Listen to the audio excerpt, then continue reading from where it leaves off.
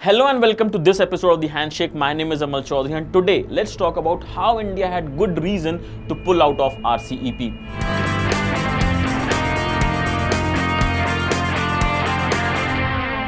During a summit in Bangkok, Thailand on November 4, India decided to opt out of the Regional Comprehensive Economic Partnership, that is the RCEP agreement.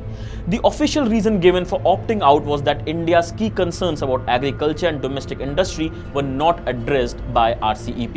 Indian Prime Minister Narendra Modi visited Thailand from November 2 to 4 to attend the 16th ASEAN-India Summit, 14th East Asia Summit and 3rd RCEP Summit.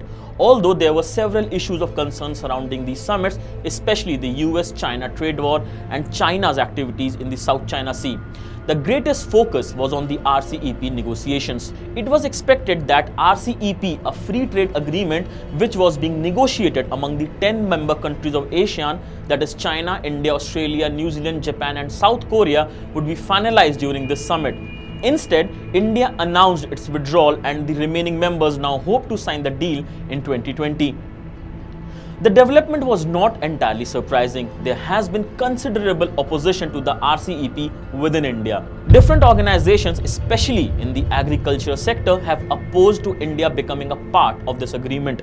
Traders are also worried that RCEP may lead to Chinese products flooding Indian market and affecting local businesses. If India had joined RCEP, it would have meant tariff elimination on almost 90% of items in trade with ASEAN, Japan and South Korea. India would have also had to eliminate tariffs on more than 74% of items in trade with China, Australia and New Zealand. India already has a trade deficit with China of $53 billion, down $10 billion from the previous year. Accepting RCEP on the current terms would have further increased this deficit. An economic imbalance between India and China caused by RCEP could have an impact on India's strategic interest in Southeast Asia. It would also affect India's standing against China as a competitor. In the past few years, India has increased its diplomatic outreach to Southeast Asia, but now India needs to back up its growing diplomatic engagements with a concrete policy that defines its strategic interests. Further, India also needs a speedy implementation of such a policy.